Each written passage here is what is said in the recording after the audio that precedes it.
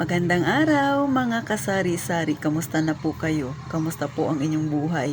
Sana po ay nasa mabuti kayong kalagayan, higit sa lahat sana ay ligtas sa anumang kapahamakan ng inyong pamilya. So bago tayo magsimula sa ating topic, nakikisuyo po ako na palike at saka subscribe na din po ng aking maliit na channel. Tulong nyo na lang ito sa akin mga kasari para marami pang marating, lumago ang ating munting channel, makatulong tayo sa mga kagaya nating mga nasa mahihirap na kalagayan, nasa masa. Syempre tayo lang din ang magtutulungan mga kasari, tayong mga sinasabi nilang mga nasa laylayan. Ito yung buhay na hinaharap natin sa araw-araw. So para makatulong ako sa inyo, ay ibinabahagi ko sa inyo ang mga experience ko sa buhay na alam ko yung iba dyan nakaka-relate dahil na-experience din nila ito. So sa mga hindi naman na-experience pa ito, maaring makatulong ito in the future.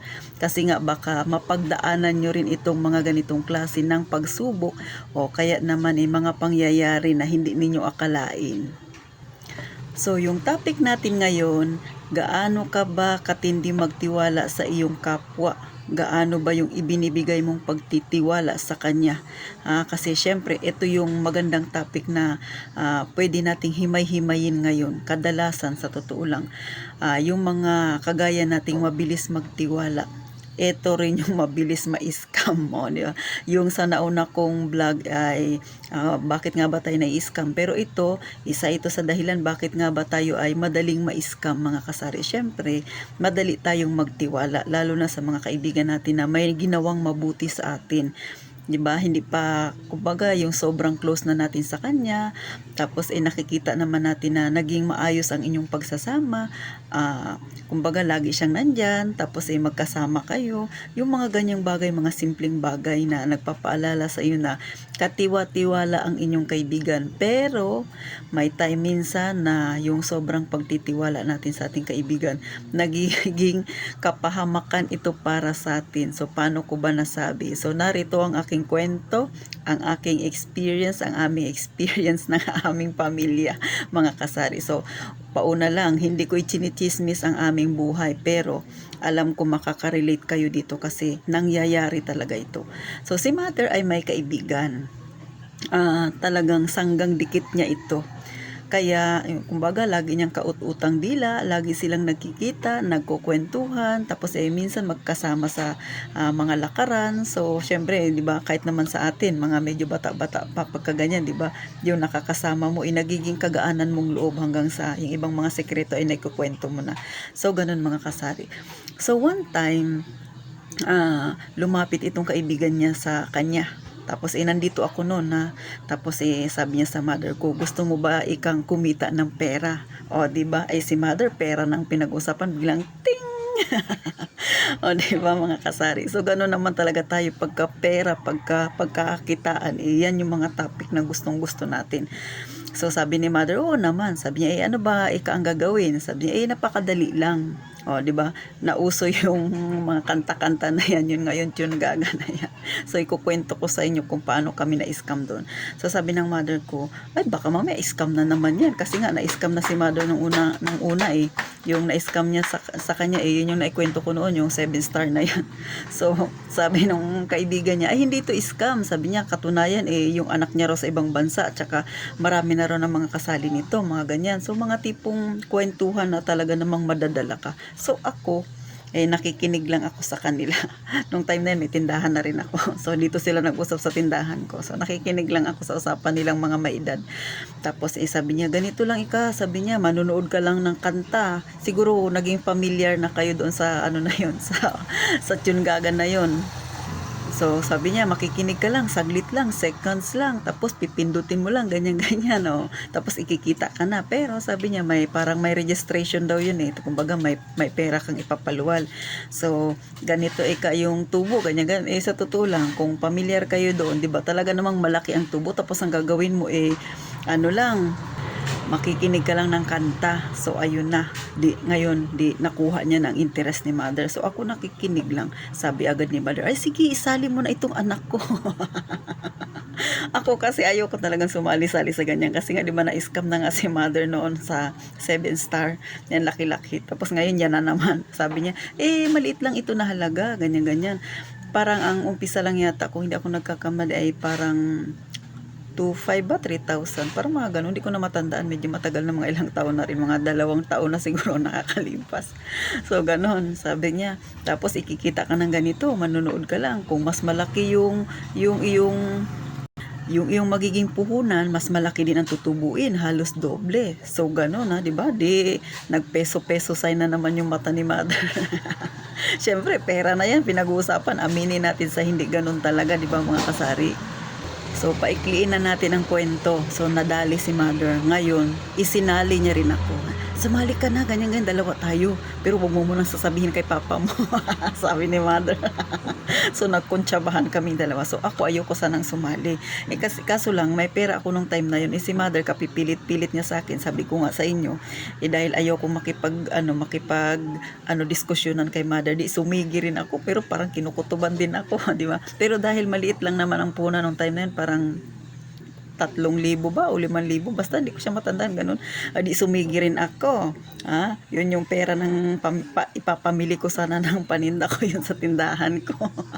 So yun, dinadali na kami ni mother. So di ngayon, para kasing nakuha yung attention namin doon kasi nga kami ay may wifi. So pag may wifi ka, wala ka namang ginagawa. Di syempre, makikinig ka lang ng kanta, kikita ka na. So, syempre, sa mga may wifi dyan, di ba? Wala kang gagawin. Makikinig ka lang ng kanta. Tapos, ipipindot-pindot ka lang. Mag-aabang ka lang ng 1 linggo. Kasi ganun yun, 1 linggo. Tapos, payout na.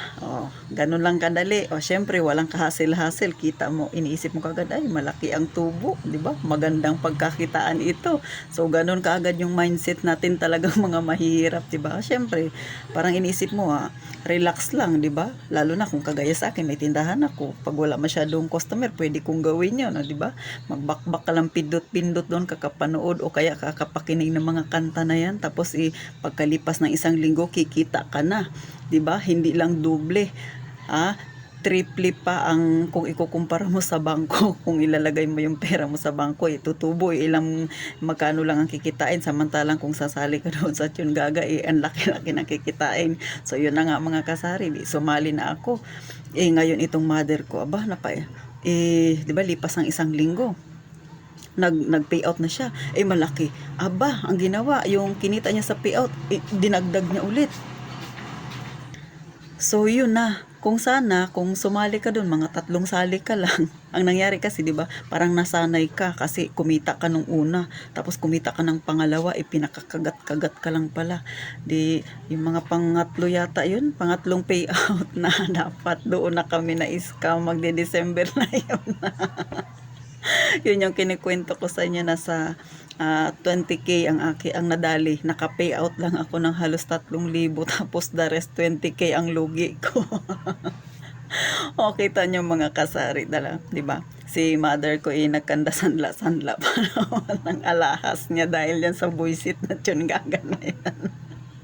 Di ba, natatawa na lang ako, pero talaga realidad talaga ito talaga yung mga nangyayari ng mga kagayang ng mga tao na may ugaling kaparehas namin, yung tipong madaling magtiwala. Kasi nga naman, kaya ka nagtiwala kasi nung unang pagsali mo ba kumita ka, tapos si mother pangalawa kumita ulit. So pangatlong sali na dapat ikikita ng mas malaki, ayun, mukat-mukat namin, tumigil na bigla ang mundo namin kasi scam na pala. Marami rin yang na-scam dito sa amin, sa barangay na ito namin. Sa totoo lang, iba tahimik lang, pero mga nanga-scam yun. Kasi nga, karamihan ng mga tao dito sa amin may mga wifi. So, ganun mga kasari. Syempre, di ba? Pipindot-pindot ka lang. Sino ba namang hindi magugustuhan yung ganong trabaho? Relax na relax, di ba? Wala kang gagawin. Nood-nood ka lang, tapos kikita ka na. So, anong aral na naman ang makukuha natin dito sa mga kagagahang pinagagawa namin? Ako, aminado talaga ako.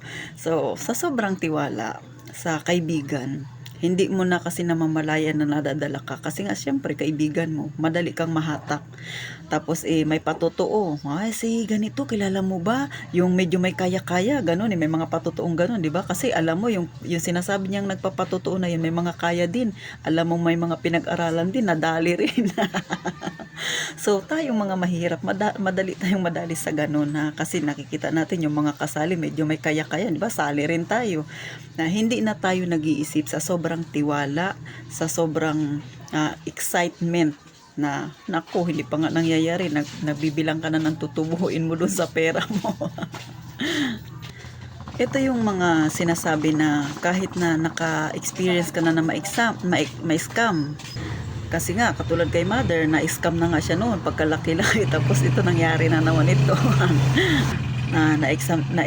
Na-scam na naman siya, di ba? Pero hindi kasi namin expected yun kasi yung ano na yun, nagpakilala sa amin na yun ay kaibigan niya talaga. So, yun nga sa sobrang pagtitiwala. So, ang makukuha natin dito, kahit na kaibigan mo pag nag-o-offer ng ganyan, alamin mo muna, mag-background check ka muna. Kasi, ang pang-i-scam ay hindi yan sinasabing pagkaibigan mo hindi ka na mai-scam, pagkaibigan mo hindi ka na pwedeng maloko, pwede pa rin po.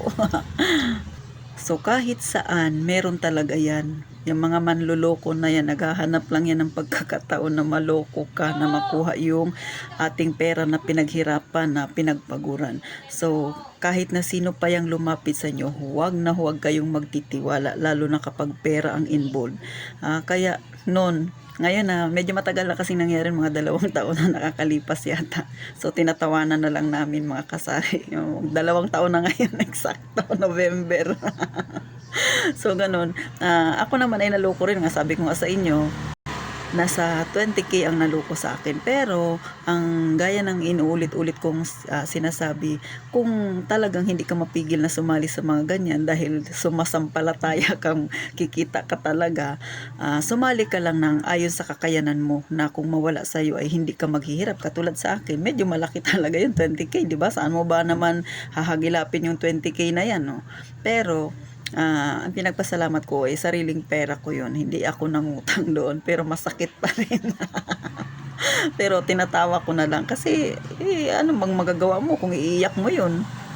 Mas lalo lang madaragdagan yung sama ng loob mo, 'di ba? So yung mga ganyang bagay, lesson learned yan. Pero kay mother kasi ilang beses na yan nangyari.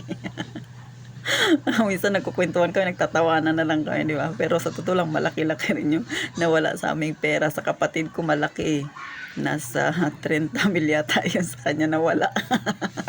Kay mother, medyo malaki-laki rin kay mother. So, hindi lang naman kami yung na-scam. Marami rin kami dito. So, kami mga na-scam, nagtatawanan kami. Yung Tiyungaga nawala talaga sa tono kasi biglang naglaho siya.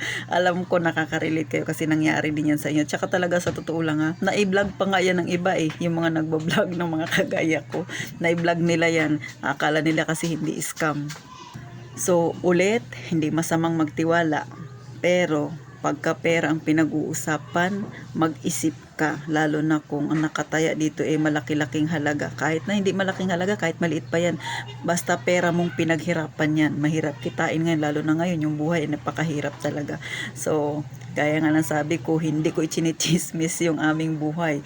Gusto ko lang malaman ninyo para magkaroon kayo ng idea, hindi ito mangyari sa inyo. Sa mga hindi pa naka-experience na ma-scam, naku, huwag nyo na pong pangarapin, masakit talaga sa dibdib. Pero syempre, na-share ko ito sa inyo kasi yun ay pinagdaanan talaga namin. Pero nalampasan naman namin. Kami-kaming magpamilya, mga nanga-scam kami.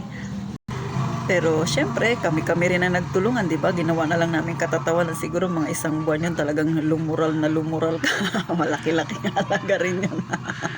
O lalo na sa akin, may tindahan ako. Gaano karaming riripakin ko para kitain yung 20k na 'yun, 'di ba?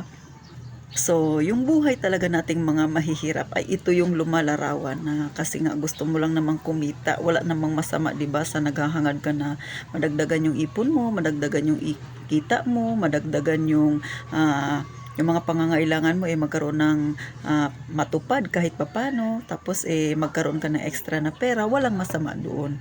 Pero wag po tayong maghangad ng sobrang laki ng tubo, 'di ba? Tubong lugaw, kasi malamang talaga scam 'yan. Wag niyo na pong pangarapin 'yan, mas maigi kahit maliit ang tubo, pero sigurado ninyo totoo 'yan, ha. At wag basta-basta maniniwala kahit paka-close mo 'yan, kahit paka-mag-anak mo 'yan. Kasi nga pag pera ang pinag-uusapan, nasisilaw, 'di ba? Yun talaga yung katotohanan, mga kasari, kahit sino nasisilaw.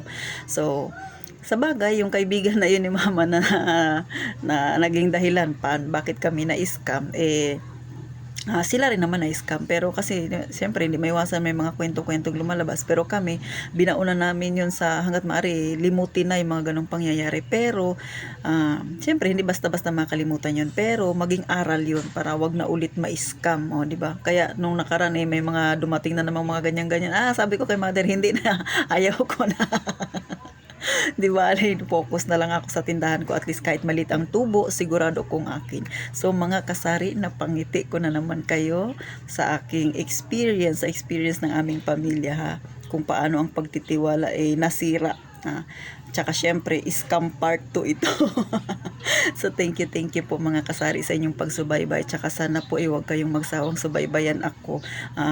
Ipinapakita ko lang po yung buhay nating mga nasa baba, kung ano ba talaga yung nangyayari sa atin, di ba?